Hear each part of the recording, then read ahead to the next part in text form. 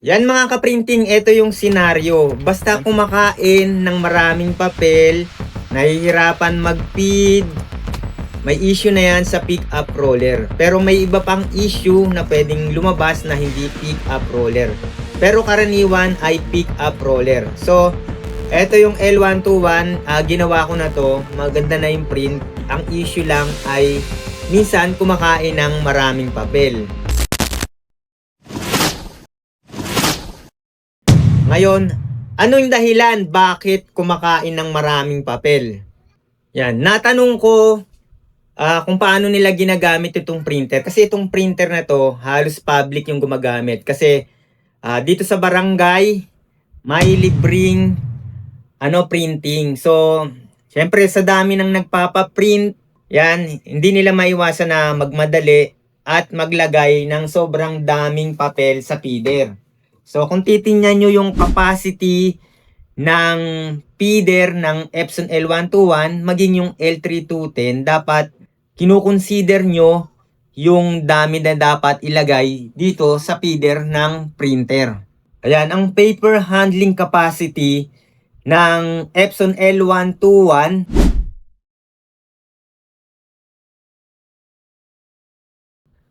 mas maganda kung mas ibaba nyo ng konti, gawin nyo lang 25 sheets para mas kayang-kaya pa rin ng feeder ng inyong printer. Yan, so to halimbawa, eto napakakapal, no? So ang dami nilang nilalagay dito. Yan, ang dami. So ang kapal niyan, yan, ang kapal niyan, possible talaga masira ang feeder niyan pag ganyan kadami yung nilalagay ninyo. So ito, yung mga may printing business, aware naman sila dyan, no? Pero to sa mga office, no? Office user. Ito sa mga typical user sa office, yan tulad niyan, no? Sa opisina, sa barangay. Dapat ilimit lang yung capacity ng handling ng papel. Isa pang nakakasira ng feeder, yung dulo, pag yan lumukot, pag nag-print ka ng full page na colored, lumalambot yung papel mo, tas iba back to back mo.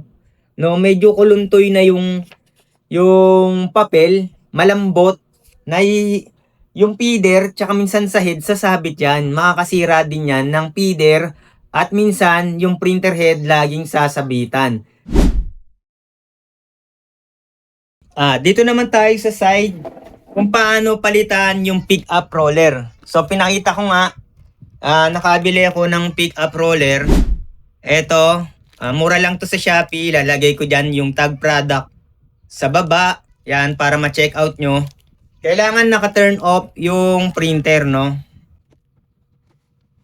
Tanggalin natin yung USB. Turn off. Alisin yung plug sa likod.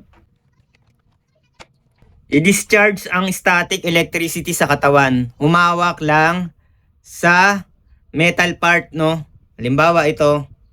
Yan, 1, 2, 3, 4, 5. Pero maganda kung may anti-static wrist wrap. Yan, kung nagkakamali ako, kahit yung mga pronunciation, i-comment down nyo lang dyan, no? Sana ma-improve pa natin yung ating mga pagsasalita, no? Minsan kasi nabubulol ako. Ngayon, step by step to. Para ma-access yung pickup roller sa baba, inaalis yung waist pad. Mas mahirap ikabit yung L3210. Eto, mas madali lang. Alisin na natin to, no? Para hindi alisin tong waist pad. Yan. Ingat lang kayo kasi pagka masyadong punong-puno yung waist pad, pwedeng tumalsik yung ink na yung mga sobrang ink. Dudumi yung kamay nyo, kaya dudumi yung sahig nyo, lamesa. Yan. Dito, sa baba. Yan, sa baba. Yan, tulad niya, no? Gamit na lang kayo nito. Tapos, i-slide yung pa ganon. Tapos, pwede nyo nang makuha. Yan. Yan, tulad niyan. Ako, puno na to. Puno na. Yan, ngayon, ilalagay natin yung pick up roller. So, ito yung pick up roller sa baba. Kung sa tutusin, itong L121, ito na yung pinakamadaling i-maintain na printer. Napaka-basic ng parts. Hindi, walang masyadong komplikadong yung tulad ng board. Simple lang, maliit lang, madaling palitan. Kumpara nyo sa ibang printer, may isang main board pa yan. Minsan may malaking board pa sa may taas, tas sa gilid. Masyadong komplikado. Para sa nagsisimula at maano nyo ba yung pagpiprinting, magamay ninyo, talagang best ang L121. Bago kayo mag-complex na printer, kumuha ng mga mas mataas na modelo o ibang brand. Kasi mas madaling pag-aralan ang L121. Simpleng-simple yung parts niya. Ayan, pag natanggal mo yung takip, kita mo na lahat ng laman loob. Yan lang, simpleng-simple yung parts niya. Ayan, so ikabit na natin.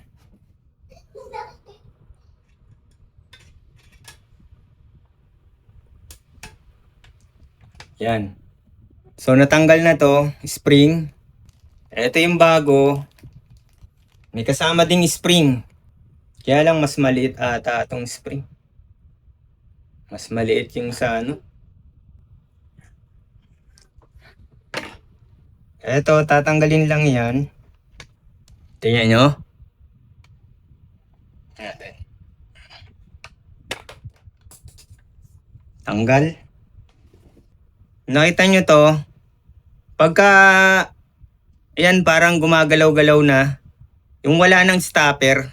Sira na yung spring yan sa gilid. Ayan, bali na yung spring. Dapat hindi siya yung parang nagtutuloy-tuloy. Dapat na stopper yan. Nabali na yung spring. Yan tuloy-tuloy na, parang gulong na. Pero ito, yan ramdam mo may stopper pa siya. Yan, so ikabit na natin. Gaganyan lang yan dyan.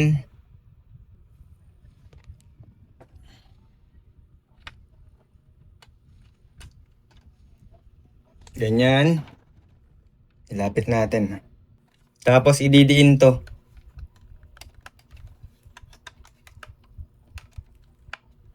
Yan. Once na nakabit na, yung spring naman, eto. Then, doon. Kaya ng kamay, no? Mas mahirap yung L3210. Eto, kaya ng kamay yun. Yan. So, okay na. Nakabit na.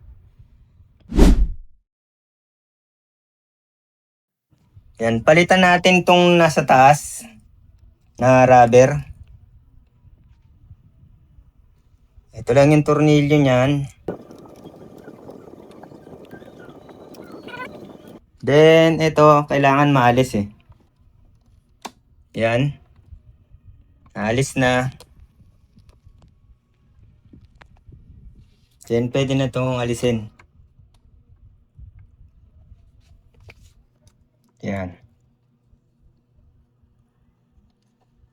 Yan, naalis na. Ito yung rubber, no?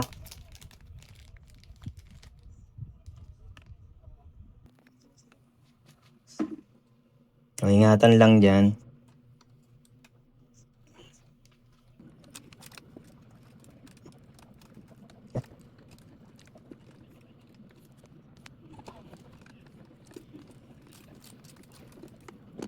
Yan. Yan, so tanggal na, no?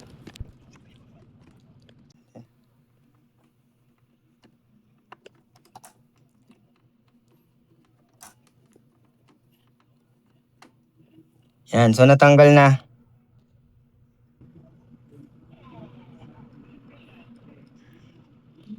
Yan. Ito yung nagsag, no? Ayan.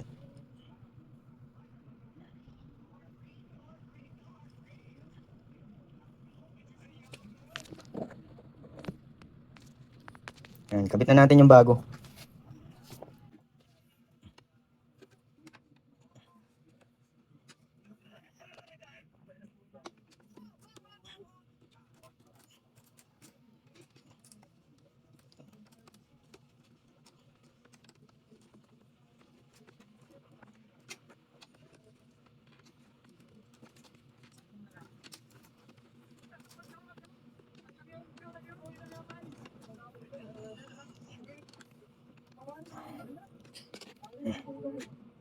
Yan.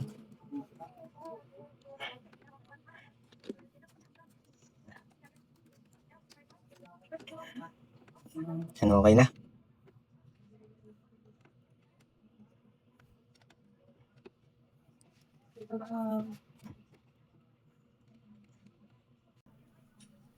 So, kabit na to.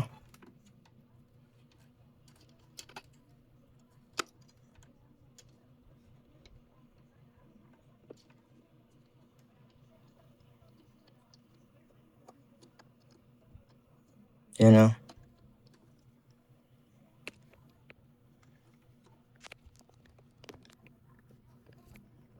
Kailangan ma-shoot mo doon.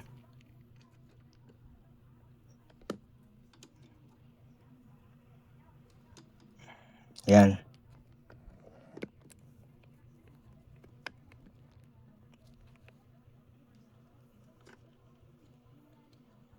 Then, kailangan ma-shoot mo rin dito, no? Kailangan ma-shoot mo rito. Tapos makikita mo na sa harap. Ayan. Ito makikita mo sa harap.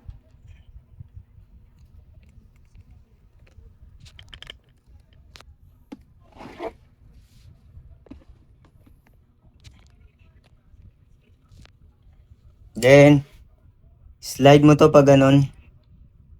Papunta doon, no?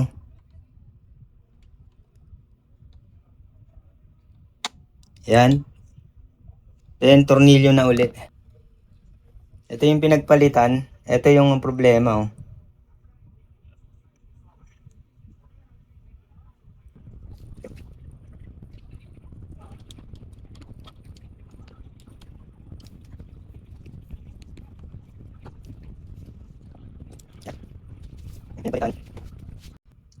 Lagyan ko muna ng hose yung waste hose kasi inalis ko yung waste pad. Puno na. Nilaban ko lang muna. Tsaka na lang siguro order pag ano na. Pag may time na. Para mapakita ko lang, no. Lagyan ko muna ng etong kasi ite-testing ko no, kakalat yung ink. Yan nga, meron na. Dudugtungan ko muna.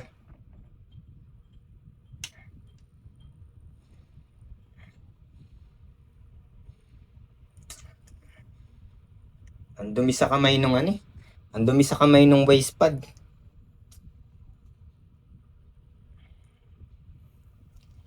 So, yan. Yan, tulad niya, no? Yan, iti-testing na.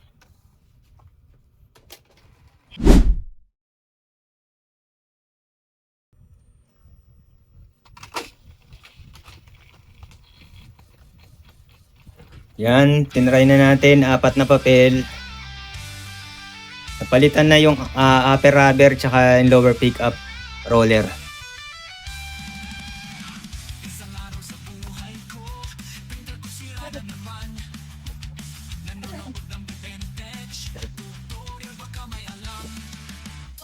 Yan, so okay na.